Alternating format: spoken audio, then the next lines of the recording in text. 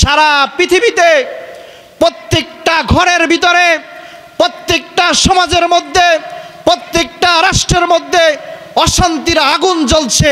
দুনিয়ার কোনো মতবাদ দিয়ে, দুনিয়ার কোনো আইন দিয়ে এই অশান্তির আগুন নিবানো কোনো সম্ভব হবে না।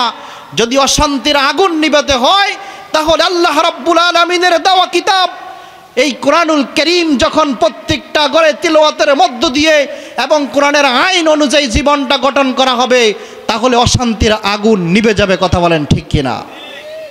যালিকাল কিতাবু লা রাইবা ফীহি হুদাল লিল মুত্তাকিন, যেটা এমন একটি কিতাব, এই কিতাবের মধ্যে কোনো সন্দেহ নাই, সন্দেহের কোনো অবকাশ নাই। হুদাল লিল মুত্তাকিন, এই কিতাবটা হচ্ছে মুত্তাকিদের জন্য। সুবহানাল্লাহ। আল্লাহ রাব্বুল আলামিন আমাদের জন্য এই কিতাবটা দিলেন। এই কিতাবের মধ্যে, কিতাবটা পাঠানোর পরে দ্বিতীয় সূরার মধ্যে আল্লাহ রাব্বুল আলামিন বলে দিলেন যে এটা এমন একটি কিতাব যেই কিতাবের মধ্যে কোনো সন্দেহ নাই, কোনো সন্দেহের অবকাশ পর্যন্ত নাই। সুবহানাল্লাহ।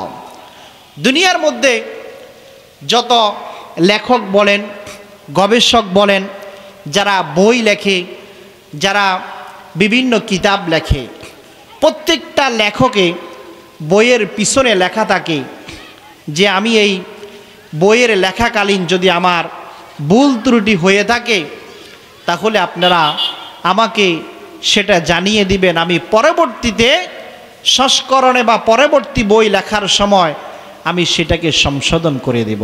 সুবহানাল্লাহ। কিন্তু আল্লাহ রাব্বুল আলামিন এই কোরআনুল কারীম মানুষের জন্য হেদায়েতের গ্রন্থ হিসাবে, হেদায়েতের বাণী হিসাবে, হেদায়েতের কিতাব হিসাবে আল্লাহ রাব্বুল আলামিন আমাদের জন্য দিলেন।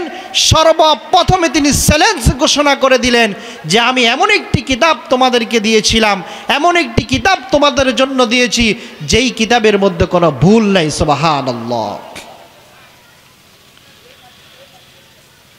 প্রিয় বন্ধুগণ আমার,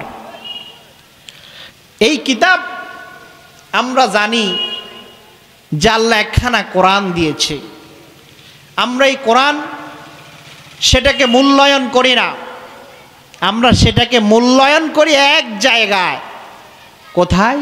সেটা হচ্ছে যখনই কোনো মানুষ মারা যায় তখন 10 জন আলেম দিয়ে অথবা ফারা ফারা ভাগ করা কোরআনের ফারাগুলো দিয়ে আমরা একটা খতম ফড়িয়ে শেষ করে দিই। কথা বলেন ঠিক কিনা?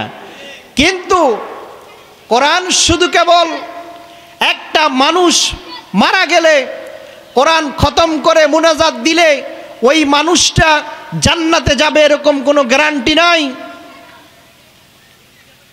এবং কি একটা মানুষ মারা গেলে কোরআন খতম করতে হবে এটার কোনো বাধ্যবাধকতা নাই। কিন্তু আল্লাহর কোরআন অনুযায়ী জীবন গঠন করা এটা আমাদের জন্য ফরজ। জোরে বলেন ঠিক কিনা? কিন্তু আমরা ব্যবহার করি মানুষ মারা গেলে। আমরা কখনো এই কোরআন সম্পর্কে জানি নাই, কখনো এই কোরআন সম্পর্কে আমরা কখনো জানার চেষ্টাও করি নাই। আজকে আমরা কোরআনের কিছু তথ্য জানব, কোরআন থেকে জানব। আমরা এক একজন মানুষ যদি কোরআন নিয়ে গবেষণা করা যেত তাহলে এই দেশে এত বিশৃঙ্খলা অশান্তির আগুন জ্বলতো না। সারা দেশে আজকে অশান্তির আগুন জ্বলছে। প্রত্যেকটা ঘরে বলেন, প্রত্যেকটা সমাজে বলেন, প্রত্যেকটা রাষ্ট্র বলেন, সব জায়গায় অশান্তির আগুন জ্বলছে। ধরেন আমি আপনাদেরকে বোঝানোর জন্য একটা কথা বলছি। ধরেন আমাদের পাশের গ্রাম, একটা ঘরের মধ্যে আগুন লেগেছে। এখন এক লোক তার ঘরের পাশ দিয়ে একটা ফাটের বস্তা নিয়ে বা ফাটের বোঝা নিয়ে মাথায় করে সে রওনা দিল। এখন আগুন লাগছে, আগুন লাগছে। ঘরের যে লোকজন রয়েছে তারা যদি বলে ঘরে আগুন লাগছে, কে কোথায় আছো, আগুনটা নিভিয়ে দাও। ওই ফাটওয়ালা যদি আগুনের মধ্যে ফাটটাকে নিক্ষেপ করে, আচ্ছা বলুন তো আগুন কি নিভবে নাকি আরো বেশি জ্বলবে? আরো বেশি জ্বলবে। যদি একটা কেরাসিনওয়ালা কেরাসিনের একটা বিশাল ডাম নিয়ে যদি সেই রাস্তার পাশ দিয়ে হেঁটে যাচ্ছে আর ওই জায়গা দিয়ে আগুন লেগেছে, লোকজন চিল্লাইতেছে আগুন লেগেছে, কে কোথায় আসো, আগুন নিবাও, ওই লোকটা যদি কেরাসিনের ডামটা মেরে দেয় আগুনের মধ্যে, তাহলে আগুন কি নিভে যাবে নাকি আগুনের হিট আরো বেড়ে যাবে? আরো বেড়ে যাবে। ঠিক তদ্রূপ সারা পৃথিবীতে প্রত্যেকটা ঘরের ভিতরে, প্রত্যেকটা সমাজের মধ্যে, প্রত্যেকটা রাষ্ট্রের মধ্যে অশান্তির আগুন জ্বলছে। দুনিয়ার কোনো মতবাদ দিয়ে, দুনিয়ার কোনো আইন দিয়ে এই অশান্তির আগুন নিবানো কোনো সম্ভব হবে না। যদি অশান্তির আগুন নিভাতে হয় তাহলে আল্লাহ রাব্বুল আলামিনের দেওয়া কিতাব এই কোরআনুল কারীম যখন প্রত্যেকটা ঘরে তিলাওয়াতের মধ্য দিয়ে এবং কোরআনের আইন অনুযায়ী জীবনটা গঠন করা হবে, তাহলে অশান্তির আগুন নিভে যাবে। কথা বলেন ঠিক কিনা? তাহলে এই কোরআন মানা দরকার আছে না নাই?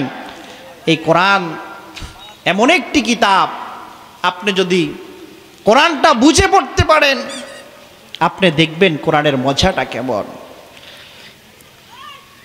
প্রিয় বন্ধুগণ আমার, আল্লাহ রাব্বুল আলামিন কোরআনটা এমনভাবে সাজিয়েছেন যে কোরআনুল কারীমের সর্বপ্রথম হরফটা হলো বা। বা দিয়ে আল্লাহ রাব্বুল আলামিন শুরু করেছেন, মিনাল জিন্নাতি ওয়ান নাস, এবং সিন দিয়ে আল্লাহ রাব্বুল আলামিন শেষ করেছেন। বা এ আর সিনে মিলি বাস। কথা বলেন ঠিক কিনা? বা আর সিনে মিলি বাস এনাফ।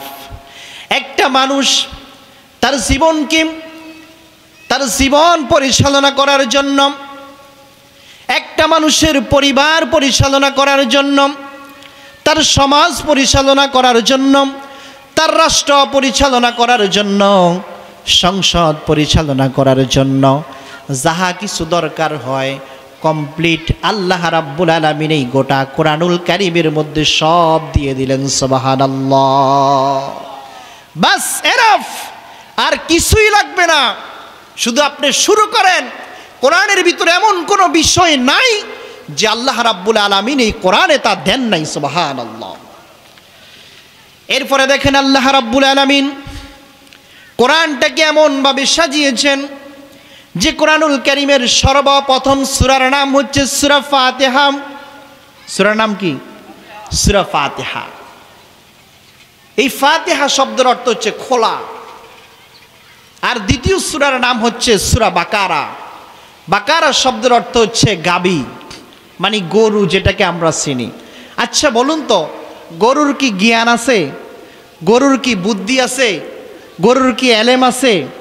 কিছুই নাই। গরু হচ্ছে বুদ্ধিহীন, গরু হচ্ছে বিবেকহীন, গরুর বুদ্ধি মাত্রা বলতে কিছুই নাই। আল্লাহর কোরআনকে সাজানোর স্টাইলটা দেখুন কত সুন্দরে আল্লাহ সাজিয়েছে। সর্বশেষ যেই সূরাটি রয়েছে সেই সূরাটির নাম হচ্ছে সূরা নাস। সবাই বলেন সূরা কি? সূরা নাস। নাস শব্দের অর্থ হচ্ছে মানুষ। নাস শব্দের অর্থ কি? মানুষ। আল্লাহ রাব্বুল আলামিন বুঝাচ্ছে এইভাবে যে তুমি কোরআনুল কারীম সর্বপ্রথম সূরাটি হচ্ছে সূরা ফাতিহা, তুমি ফাতিহা দিয়ে কোরআনুল কারীমটা খোলো। আর বাকারা গরু, গরুর যেরকম বুদ্ধি নাই, শুদ্ধি নাই, জ্ঞান নাই, এলেম নাই, এরকম এলেমহীন, বুদ্ধিহীন, জ্ঞানহীন ভাবে তুমি কোরআনুল কারীমের মধ্যে প্রবেশ করো। নাস, তুমি একজন পরিপূর্ণ ঈমানদার মুত্তাকি হিসেবে তুমি কোরআন থেকে বের হয়ে যেতে পারবে। সুবহানাল্লাহ।